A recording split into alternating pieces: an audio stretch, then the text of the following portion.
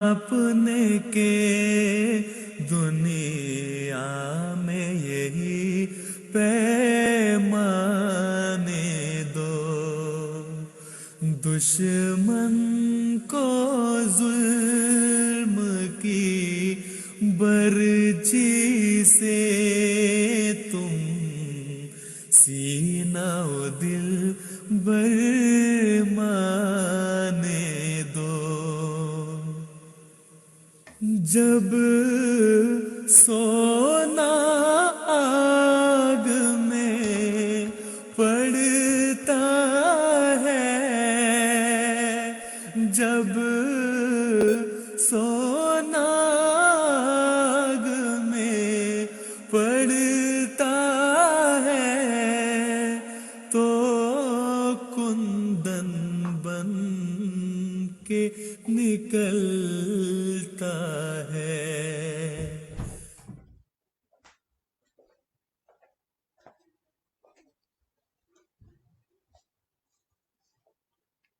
آنے دو یہ عشق و وفا کے کھیت کبھی، یہ عشق و وفا کے کھیت کبھی خون سے بغیر نہ پنپیں گے۔ اس راہ میں جان کی کیا پرواہ، جاتی ہے اگر تو جانے دو۔ تم دیکھو گے کہ انہی میں سے، تم دیکھو گے کہ انہی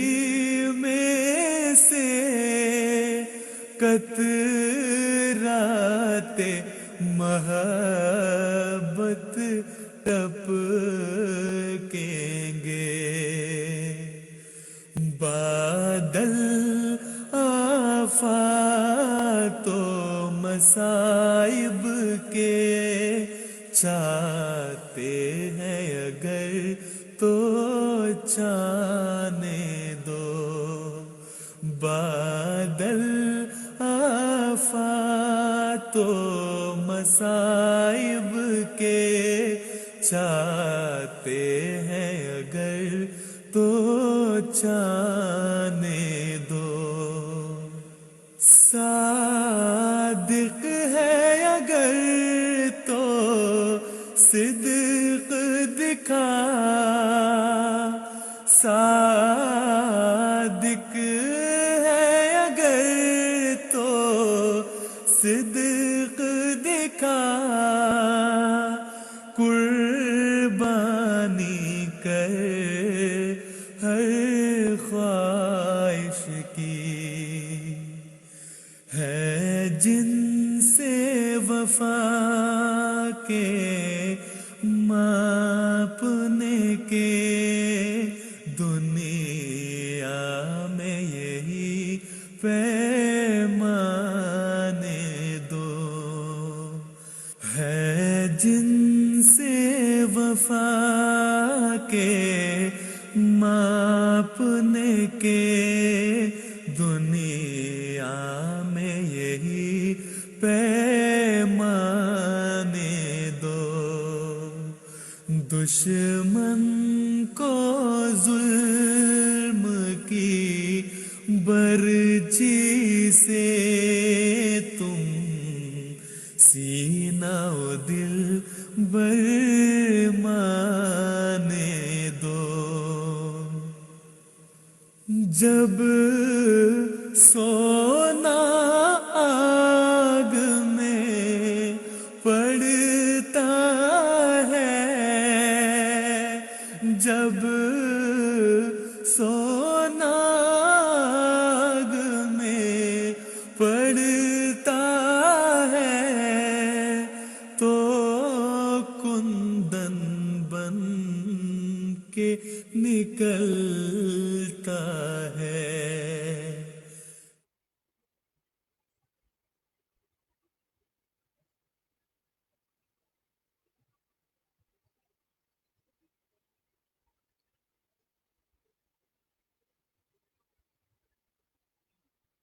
दुश्मन को जुल्म की बर्छी से तुम सीना ओ दिल माने दो, ये दर्द रहेगा बन के दवा, तुम सब्र करो वक्त आने दो, ये दर्द रहेगा बन के दवा, तुम सब्र करो वक्त।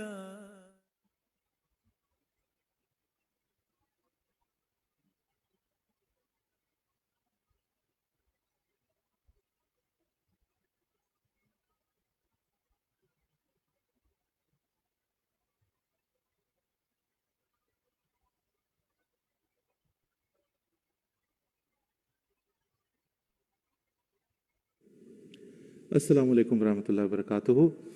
नाज़रीन, हम प्रोग्राम जवाब आप भी दें के साथ एक मरतबा फिर आपकी खिदमत में हाज़िर हैं। इस सिलसिले में 2 प्रोग्राम हम आपकी खिदमत में पेश कर चुके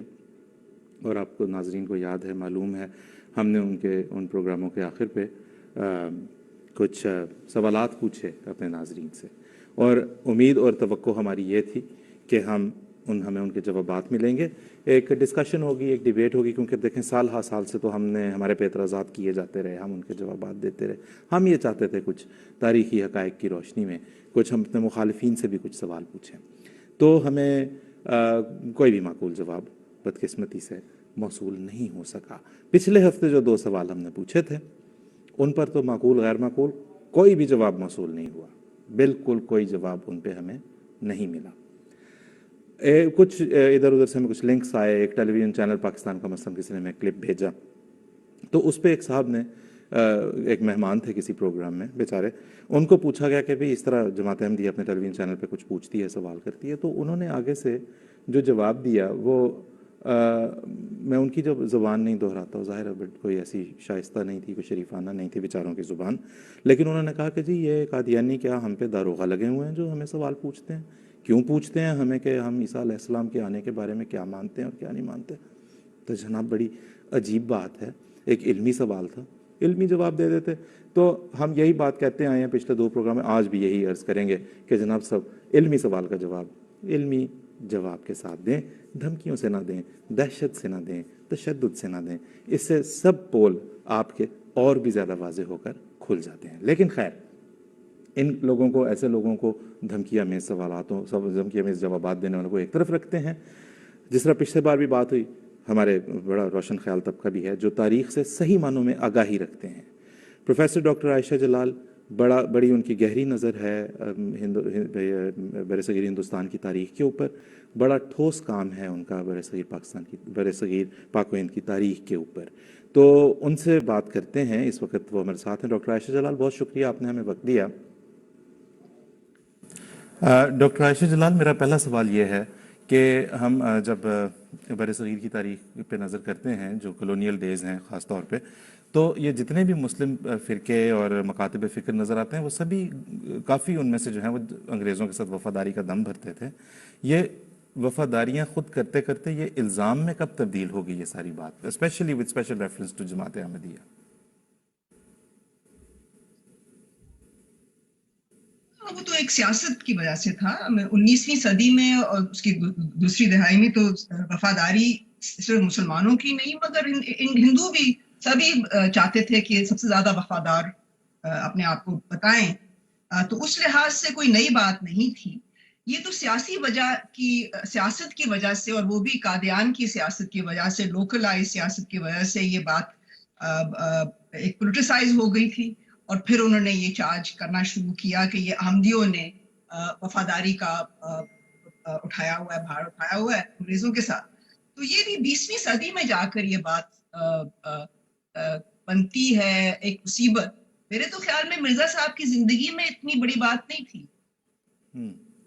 ٹھیک ہے، تو یہ بعد میں ہے، مطلب اس کے پیچھے جو اس کے عوامل ہیں وہ پولیٹیکل ہیں۔ دوسرا یہ کہ جہاں تک جہاد کی بھی بات ہے، ایک الزام یہ ہے کہ جی مرزا جو صاحب نے وجہ ہے وہ سیاسی جی، دوسرا یہ ہے کہ جہاد کے بارے میں بھی یہ جو کہا جاتا ہے کہ مرزا صاحب نے گویا مسلمانوں کے اتحاد کو توڑنے کی کوشش کی، اور تو باقی جو ہیں وہ کیا جہاد سے منع نہیں کر رہے تھے؟ کیا سب کے سب انگریز کے خلاف جہاد کے حامی تھے؟ میں صرف یہ کہوں گی کہ جس بات پہ اعتراض کیا گیا تھا وہ یہ تھا کہ مرزا صاحب نے اپنے آپ کو پیش کیا تھا ایک مسائل کی روپ میں، اس پہ ناراضگی ہوئی تھی اور وہ بھی سیاسی ناراضگی تھی۔ جہاں تک جہاد کا سوال ہے، کہاں سر سید، کہاں ڈپٹی نذیر احمد، کہاں مولوی ذکاء اللہ، ان سب نے، اور کہاں چراغ علی، ان سب نے جہاد کے خلاف بات کی تھی کہ جہاد جو ہے ایک مطلب وہ اس کی اب ضرورت نہیں رہی۔ سو جو معاملہ جو پیش آیا تھا وہ وفاداری کا بھی ایک سیاسی پہلو کی وجہ سے ہوا تھا، اور دوسرا جو اعتراض آیا تھا وہ اس لیے تھا کہ مرزا صاحب نے اپنے آپ کو مسیح کی طرح پیش کیا تھا، تو اس پہ لوگوں نے اعتراض کیا۔ بہت شکریہ ڈاکٹر عائشہ جلال۔ ناظرین، جیسے آپ کو معلوم ہو چکا ہوگا، ایک بڑا اعتراض جو جماعت احمدیہ پہ کیا جاتا ہے، انگریز کے ساتھ جناب بڑی وفاداری کر دی، بڑا اظہار کر دیا، گویا امت مسلمہ کے ساتھ نعوذ باللہ غداری کر دی حضرت مرزا صاحب علیہ السلام نے، اور یہ کہ جی جہاد سے منع کر دیا انگریز کے خلاف، یہ کیا ظلم کر دیا، کیا ہو گیا، اس کی حقیقت کا کچھ آج ہم ابھی ڈاکٹر عائشہ جلال نے سم اپ کر دیا بڑا اچھے طریقے سے۔ نصیر حبیب صاحب ہمارے ساتھ ہیں۔ نصیر حبیب صاحب، آپ سے بھی ہم یہی بات پوچھنا چاہتے ہیں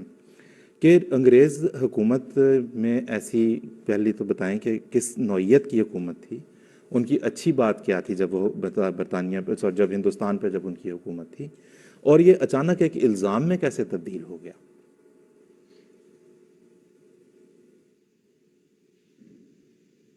بسم اللہ الرحمن الرحیم۔ اصل میں 1803 میں جنرل لیک نے دلی پہ مہادیو جی سندھیا کو ہٹا کے دلی پہ قبضہ کیا، اور بادشاہ شاہ عالم نے ایک طرح سے سکون کا سانس لیا، اور اس کے بعد مسلمانوں کو انہوں نے ایک امن پرووائڈ کر دیا، اور مسلمان جو تھے بڑے سکون سے رہنے لگے۔ سید احمد شہید نے جب جہاد کا آغاز کیا ہے سکھ حکومت کے خلاف، تو ان سے سوال کیا گیا، جعفر شاہ تھانیسری کی کتاب میں لکھا ہوا ہے کہ آپ سکھوں کے خلاف جہاد کرنے کے لیے جا رہے ہیں، آپ انگریزوں کے خلاف جہاد کیوں نہیں کرتے؟ تو انہوں نے کہا کہ انگریز جو ہیں بے شک مسلمان نہیں ہیں، لیکن انہوں نے مذہبی آزادی دی ہے، اور بلکہ جو مذہبی آزادی کو چھیننے کی کوشش کرتا ہے وہ تحفظ فراہم کرتی ہیں۔ اگر سکھ یہ کام کریں تو ہم ان کے خلاف بھی جہاد نہیں کریں گے۔ تو چنانچہ یہ سلسلہ چلا ہے۔ 1857 میں ایک واقعہ آیا ہے پیش، بقول سر سید احمد خان یہ جنگ ہندوؤں نے شروع کی، مسلمان دل جلے تھے، ساتھ شامل ہو گئے۔ اس موقع پہ بھی سید احمد شہید کے ایک ساتھی مولوی محبوب، انہوں نے اسے جہاد قرار نہیں دیا، اور اس میں جیسے پروفیسر عائشہ جلال فرما رہی تھیں کہ یہ جو کہا جاتا ہے کہ مولانا قاسم ننوتوی، رشید احمد گنگوہی، حاجی امداد اللہ مہاجر مکی، یہ شامل ہوئے ہیں انگریزوں کے خلاف، تو جو کتب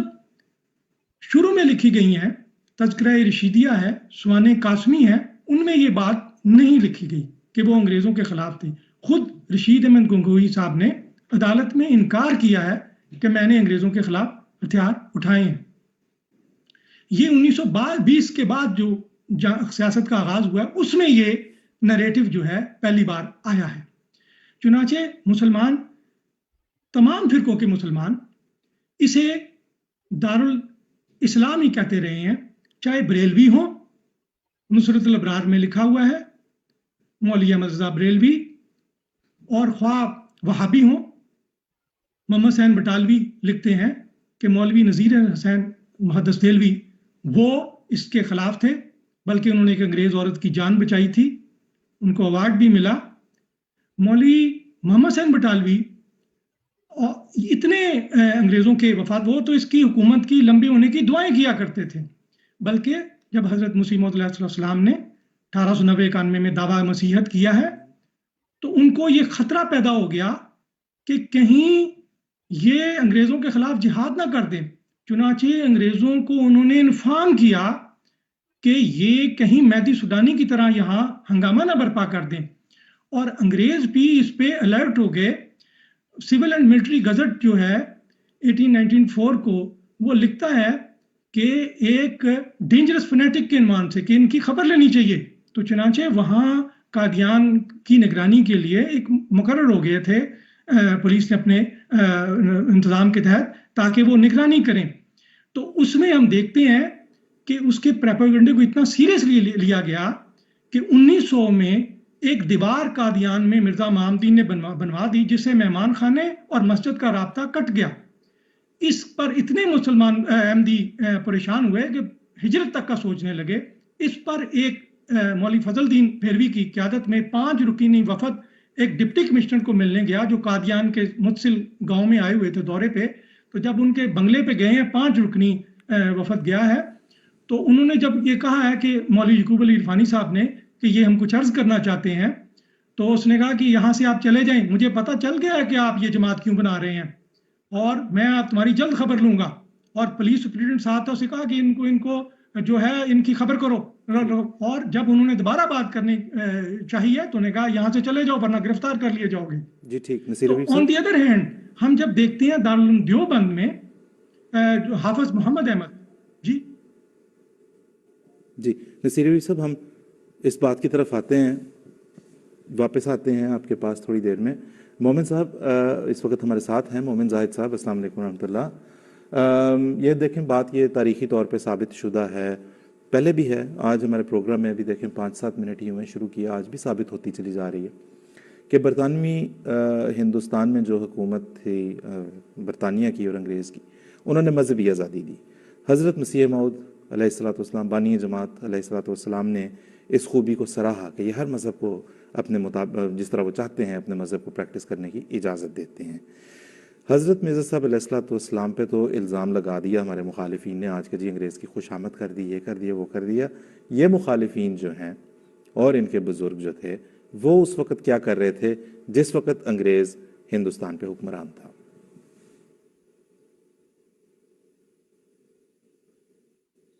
ज़ाकमुल्लाह आसिफ साहब, अंग्रेज़ हुकूमत की जिन खूबियों का भी जिक्र हुआ है, मुसलमान उलमा और सियासी लीडरान भी उन खूबियों को बड़ी कदर की निगाह से देखते थे। चुनाचे उस ज़माने की जो तहरीरात हैं उलमा की और सियासी लीडरान की, वो हुकूमत की तारीफ़ और मदह से भरी हुई हैं। चुनाचे उलमा के तबके में से मौलवी मोहम्मद हुसैन बटालवी साहब की बस तहरीरात पेश करता हूँ। उन्होंने अपने पर्चे इशाअत सुन्ना में मिसाल के तौर पर लिखा कि अमन आम और हुस्न इंतज़ाम की नज़र से ब्रिटिश गवर्नमेंट हमारा फ़ख्र है, और ख़ास तौर पर अहले हदीस फ़िरके के लिए तो ये सल्तनत तमाम इस्लामी सल्तनतों से बढ़कर है। फिर इसी शुमारे में मज़ीद लिखते हैं कि हिंदुस्तान के अहले हदीस तो बरतानवी सल्तनत की रियाया होने को इस्लामी सल्तनतों की रियाया होने से बेहतर जानते और किसी और मुल्क का महकूम नहीं होना चाहते, खा वो अरब हो खा रूम हो, यानी मौजूदा तुर्की। और फिर इसी सफ़े के हाशिए पर लिखा कि अगर खिलाफत उस्मानिया की हमारी गवर्नमेंट से लड़ाई हुई तो हिंदुस्तान के अहले हदीस मुसलमान हुकूमतों की मदद नहीं करेंगे, बल्कि अपनी मेहरबान गवर्नमेंट पर ही जान निछावर करेंगे। इसी तरह अगर देवबंदी फिरके के बुजुर्गों का जिक्र करें तो अभी नसीर हबीब साहब ने सैयद अहमद बरेलवी शहीद का जिक्र किया है। हज़रत सैयद अहमद बरेलवी शहीद और उनके खलीफा मौलवी मोहम्मद इस्माइल शहीद, ये दोनों देवबंदी और अहले हदीस फिरके के चोटी के अइम्मा समझे गए हैं, और इन दोनों बुजुर्गों ने भी अंग्रेज हुकूमत की इन्हीं खूबियों का जिक्र किया और उनके खिलाफ अदम जिहाद का फतवा दिया। तो ये हवाले उनके करीबी मोतमद मौलवी जाफर थानेसरी साहब ने जो उनकी सवानें लिखी हैं उसमें से लिए गए हैं। वो लिखते हैं कि सैयद अहमद साहब जो है जब सिखों से जिहाद के लिए जाते थे तो किसी ने पूछा कि इतनी दूर सिखों से जिहाद के लिए जो जाते हो तो अंग्रेज भी मुनकर इस्लाम है, घर के घर इन्हीं से जिहाद कर लो। तो सैयद अहमद साहब ने फरमाया कि भाई सिखों से लड़ने की वजह तो ये है कि वो मुसलमानों पर जुल्म करते हैं, जबकि अंग्रेज हुकूमत तो मुसलमानों पर कोई जुल्म नहीं करती। نہ ان کو فرائض مذہبی سے روکتی ہے، تو ہم انگریز سے کیوں جہاد کریں؟ اور آگے لکھا ہے کہ یہ بہترین جواب سن کے پھر سائل کو جہاد کی اصل مفہوم سمجھ آ گیا اور اصل غرض سمجھ آ گئی۔ اسی طرح ان کے خلیفہ مولوی محمد اسماعیل شہید صاحب کا فتویٰ بھی اسی کتاب میں لکھا ہے۔ وہ کہتے ہیں کہ ایک دن وہ بحث کر رہے تھے تو کسی نے پوچھا کہ سرکار انگریزوں سے جہاد کرنا درست ہے؟ تو انہوں نے جواب دیا کہ بھائی ایسی بے روح ریا اور غیر متعصب سرکار پر جہاد کرنا کسی بھی طرح درست نہیں، سکھوں سے جہاد۔ پھر بریلوی فرقے کا اگر ذکر کریں تو ان کے بانی جو احمد رضا خان بریلوی صاحب تھے، انہوں نے بھی کثرت سے انگریزوں کے حق میں مختلف طرح کے فتوے جاری کیے ہیں، اور خود انگریز مصنفین نے اس بات کا اقرار کیا ہے۔ لیکن بہرحال میں اصل فتویٰ پیش کرتا ہوں۔ 1920 میں ان سے یہ سوال کیا گیا کہ سلطنت عثمانیہ تباہ و برباد کی جا رہی ہے، کیا اس اسلامی سلطنت کے دشمن جو کافر ہیں یعنی اور انگریز، ان سے دشمنی رکھیں، ان سے نفرت کریں یا نہ کریں؟ تو اس نے جواب دیا کہ چونکہ اب انگریز حکومت کی وفاداری کے خلاف فتویٰ تو نہیں دے سکتے تھے، تو ایک عجیب گول مول سا فتویٰ دیا۔ فرمانے لگے کہ بھئی یہ ٹھیک ہے کہ کفر کی ایک قسم نصرانیت یعنی عیسائیت، لیکن وہ کہتے ہیں کہ اس سے بدتر مجوسیت ہے، اس سے بدتر کفر کی قسم بت پرستی ہے یعنی شرک، پھر اس سے بدتر وہابیت ہے، اور ان سب سے بدتر کفر کی قسم اور خبیث تر قسم دیوبندی۔ وہ کہتے ہیں کہ جب تم ان بدترین کافروں سے تعلق رکھتے ہو تو ادنا درجے کے انگریزوں سے فتوے کیوں مانتے ہو؟ اگر اللہ تو انگریز سے 1 درجے رکھو، بت پرست سے 1,00,000 درجے، بندیوں سے کروڑ درجے، نفرت کے دعوے جھوٹے۔ یعنی آپ اندازہ کریں کہ انگریز سے نفرت کا فتویٰ مانگا گیا تھا تو وہ نہیں دے سکتے تھے، ویسے تو انہوں نے مسلمان۔ علامہ اقبال کا اگر ذکر کریں تو ان سے بھی بہت لوگ عقیدت رکھتے ہیں پاکستان میں۔ ایک تو ملکہ وکٹوریہ موقع پر علامہ اقبال نے 110 اشعار مرثیہ لکھا، اور اس مرثیے میں زمین آسمان کے کلابے ملائے، اور پھر کہا کہ اگرچہ مومن زاہد صاحب، آپ کے بھی آڈیو کے ساتھ ہمیں تھوڑا سا مسئلہ ہے، اگر آپ دیکھ سکیں کہ آپ کے اینڈ پہ سب کچھ ٹھیک ہے، ہم بھی یہاں پہ ادھر کنٹرول روم میں دیکھتے ہیں کہ یہاں پہ بھی سب ٹھیک ہے، کچھ تھوڑا سا ایشو آپ کی آڈیو کے ساتھ ہے، اور نصیر حبیب صاحب کے بھی تھا، لیکن مجھے لگتا ہے کہ اب تک ٹھیک ہو چکا ہوگا۔ تو ہم جتنی دیر مومن صاحب اپنی اینڈ پہ دیکھ رہے ہیں اور ہم یہاں پہ دیکھ رہے ہیں، اتنی دیر میں ہم نصیر حبیب صاحب کے پاس واپس چلتے ہیں۔ نصیر حبیب صاحب، آپ ہمیں بتا رہے تھے بھی پہلے جب بات آپ سے ہوئی کہ جب مقدمہ دیوار لے کے، جو کہ قادیانوں بڑا ظاہر ایک تکلیف دہ ایپیسوڈ تھا، مرحلہ تھا، تو اس پہ انگریز نے جس طرح سے جو ہے وہ مظاہرہ کیا، انگریز اس وقت جو بھی کوئی وہاں پہ تھا افسر، اور آپ ہمیں دیوبندیوں کا کچھ بتانے لگے تھے، ہمیں وہ بھی بتائیں، اور ساتھ ہمیں یہ بھی بتائیں اگر آپ، کہ کہا یہ جاتا ہے کہ ہندوستان کے مسلمان تمام جو ہیں وہ گویا انگریز کے خلاف متحد تھے، اور حضرت مرزا صاحب بانی جماعت مسیح موعود علیہ الصلوۃ والسلام نے انگریز کے ایما پہ مسلمانوں کے اتحاد کو توڑنے کی کوششیں کیں، جن میں وہ جہاد وغیرہ کا پھر لے کے آتے ہیں اور کہتے ہیں کہ جی اصل میں وہ ان کو ایجنٹ کے طور پہ کھڑا کیا گیا نعوذ باللہ، تاکہ مسلمانوں کے اتحاد کو توڑا جا سکے۔ تو ہمیں وہ دیوبند والی بات بھی بتائیں، اور اسی تناظر میں آگے یہ بھی بتا دیں کہ کون سا ایسا اتحاد تھا جی مسلمانوں کا جسے توڑنے چلے تھے یا جسے توڑنے کی ضرورت تھی۔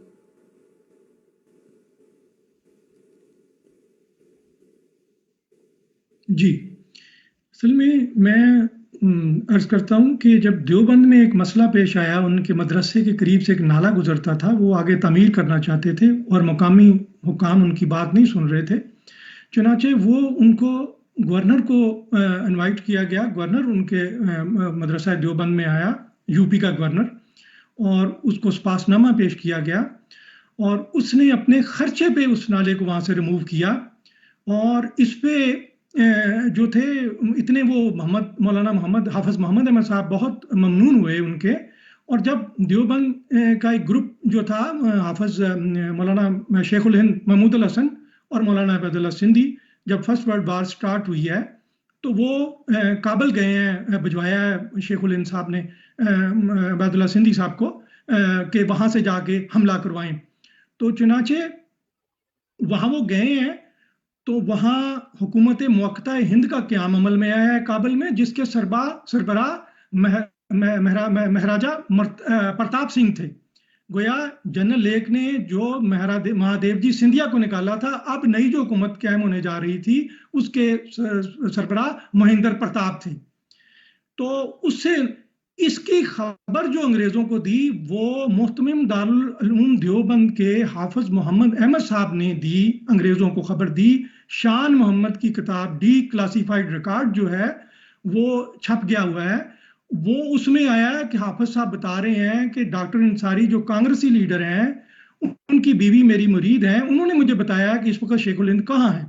تو وہ انہوں نے پھر یہ پاس آن انفارمیشن انگریزوں کو کی، انگریزوں نے انہیں شمس العلماء کا خطاب دیا،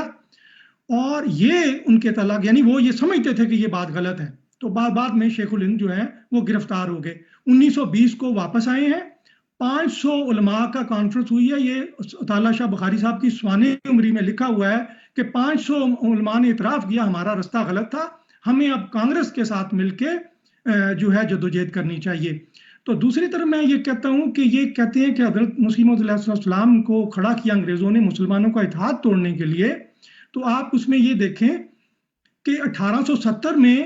انگریزوں کی پالیسی جو ہے مسلمانوں کی طرف بڑی مشفقانہ ہو گئی تھی، بڑا شفقت کا سلوک کرنا شروع کر دیا تھا۔ 1885 میں کانگریس بن گئی تھی اور کانگریس کے مطالبات دن بدن بڑھ رہے تھے۔ 1905 میں تقسیم بنگال کے خلاف جو مسلم صوبہ پہلا وجود میں آیا،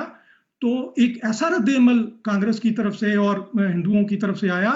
کہ جیسے انگریزوں کو یوں لگا جیسے ہمارا تو یہاں سے کیمپ اٹھا کے جانا پڑے گا۔ چنانچہ اس تناظر میں شملہ وفد پیش ہوتا ہے، مسلمانوں اپنے حقوق کے تحفظ کے لیے سامنے آتے ہیں۔ اس پہ لارڈ منٹو بہت خوش ہوتا ہے اور وفد کو یقین دلاتا ہے کہ کوئی ہندوستان میں تبدیلی نہیں آئے گی جو آپ کی مرضی کے اور آپ کے مفادات کے خلاف ہو۔ چنانچہ انگریزوں کے یہ مفاد میں تھا کہ مسلمان یونائٹ رہیں۔ تو چنانچہ جب مسلم لیگ 1906 کو بنی ہے، اس کا پہلا جو مقصد تھا، آبجیکٹو تھا، وہ یہ تھا کہ مسلمانوں کے دل میں حکومت برطانیہ کے لیے وفاداری کے جذبات کو ترقی دینا۔ اب انگریز جو ہے وہ کوئی اتنے بے سمجھ اور بیوقوف تو نہیں تھے کہ جو جماعت بحثیت جماعت مسلمان ان کو سپورٹ کے لیے کھڑے ہو رہے تھے اور ایک طرف کانگریس کی طرف سے چیلنج تھا انہیں، وہ اسے ہی توڑ دیتے، اسے توڑنے کا تو کوئی سوال ہی پیدا نہیں ہوتا تھا۔ یہ تو ہمیشہ انگریزوں نے کہا کہ ہم پروٹیکشن کے لیے ہیں۔ کانگریس کا یہ نظریہ تھا کہ یہ ہندوستان کی واحد نمائندہ جماعت جو ہے وہ نیشنلسٹ جماعت ہے، وہ کانگریس ہے۔ تو اس پہ مولانا حسین مدنی بھی متفق تھے، وہ یہ کہتے تھے قومیں اوطان سے بنتی ہیں، مذہب سے نہیں بنتی۔ چنانچہ تحریک خلافت میں یہ لوگ قریب آئے ہوئے ہیں کانگریس کے ساتھ، اور اس پہ ان کو کانگریس کا فلسفہ بہت پسند آیا۔ تو احرار اتنے متاثر ہوئے کہ انہوں نے جب مسلم لیگ مطالبہ کرتی تھی مسلمانوں کے حقوق کا اور نہرو رپورٹ کو خطرناک سمجھتی تھی، تو وہ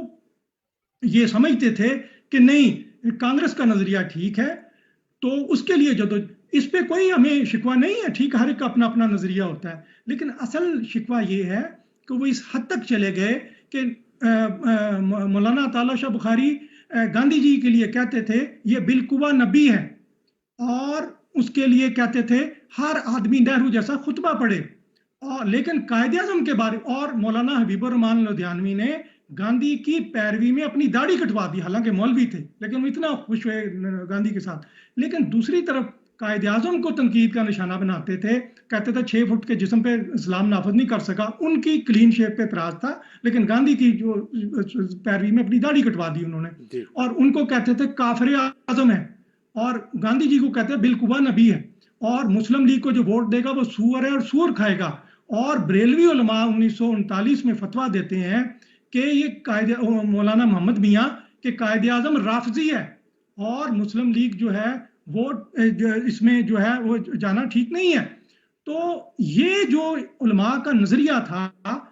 یہ کانگریس کے ساتھ مل کے ہمیشہ مسلم، جب قائد اعظم 1928 میں کلکتہ کا آل پارٹیز کلکتہ کانفرنس میں گئے ہیں تو آپ نے یہ مطالبے پیش کیے ہیں نہرو رپورٹ میں ترمیم کرو، انہوں نے یہی اعتراض کیا ہے آپ کس کی نمائندگی کرتے ہیں، آپ سب کی نمائندگی نہیں کرتے۔ تو اس پہ اس وجہ سے ان کا موقف کمزور ہوا، حالانکہ انگریزوں کا یہ مفاد میں نہیں تھا کہ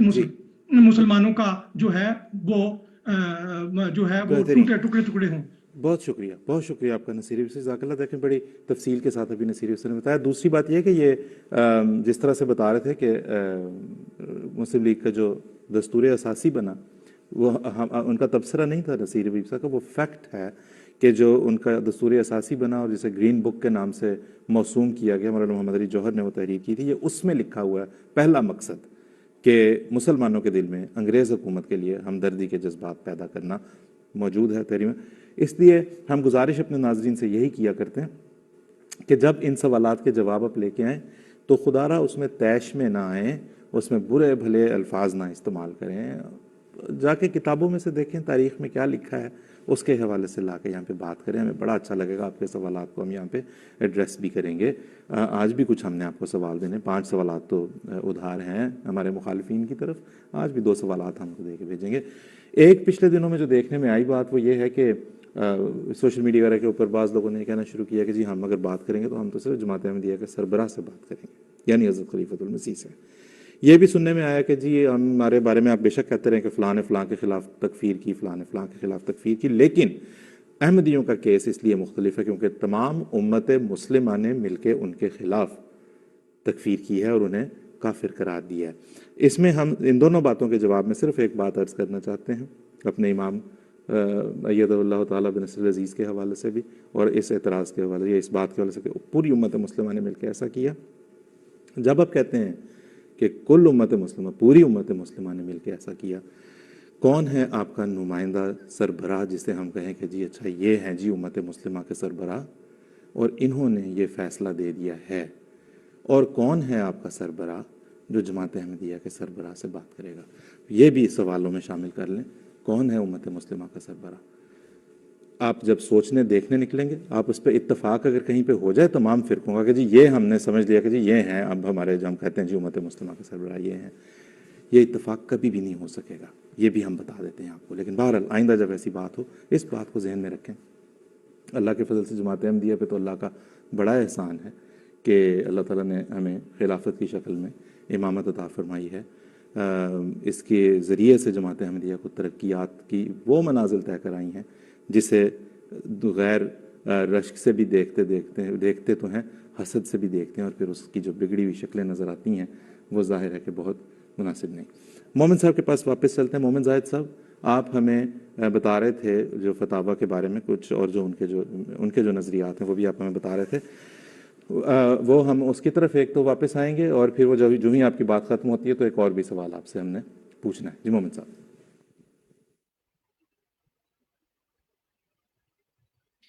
جی اسب، میں بس آخر میں آپ کو یہ بتا رہا تھا، مثالیں ہی ہیں، بہت ساری مثالیں یعنی دی جا سکتی ہیں۔ آخری جو میں مثال دے رہا تھا وہ علامہ اقبال کی تھی، کیونکہ ان سے بھی بہت لوگ عقیدت رکھتے ہیں۔ تو میں نے بتا رہا تھا کہ 1901 میں ملکہ وکٹوریہ کا عید الفطر کے روز انتقال ہوا تھا، اور اس موقع پر علامہ اقبال نے جو 110 اشعار کا جو ایک مرثیہ لکھا، اس مرثیے میں ملکہ کی تعریف میں زمین آسمان کے کلابے ملائے گئے، اور وہ کہتے ہیں کہ اگرچہ عید کا روز ہے مگر ملکہ کی وفات کی وجہ سے ہمارے لیے تو یہ محرم کی طرح ہے۔ اور پھر ملکہ کی وفات کے بارے میں یہ بھی کہتے ہیں کہ گویا ہندوستان کے سر سے سایہ خدا ہی اٹھ گیا ہے۔ تو یہ صرف چند نمونے ہیں جن کا ذکر کیا ہے میں نے پہلے،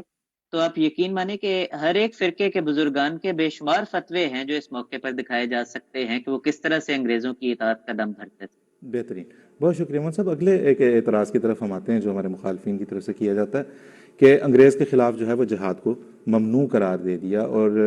یہ ایک ان کے اوپر الزام جو لگایا جاتا ہے۔ حضور نے فرمایا، ہم تو بڑے اس کا اقرار کرتے ہیں کہ حضور علیہ السلام نے فرمایا کہ بھئی انگریز حکمران جو ہے وہ مذہبی آزادی دے رہا ہے، اس کے خلاف جہاد کی ضرورت نہیں ہے۔ لیکن ہمیں اگر آپ یہ بتائیں کہ انگریز حکومت کے خلاف جہاد کر، جب ہم غیر منقسم ہندوستان کی بات کر رہے ہیں، اس میں دیگر مسلمان مکاتب فکر جہاد کے بارے میں بالخصوص کیا نظریہ رکھتے تھے؟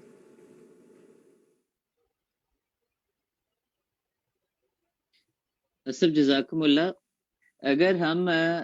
میں پھر سے اہل حدیث فرقے کے عالم جو مولوی محمد حسین بٹالوی صاحب سے شروع کرتا ہوں، یہ جماعت کے معروف مخالفین میں سے تھے۔ انہوں نے اپنے اخبار اشاعت السنہ کی جلد نمبر 6 میں یہ لکھا کہ جہاد کا مسئلہ جس طرح سے اہل حدیث سمجھے ہیں اور جس طرح سے اہل حدیث کے پیشوا مولوی نذیر حسین دہلوی صاحب سمجھے ہیں، حنفی حضرات اس سے اتفاق نہیں کرتے۔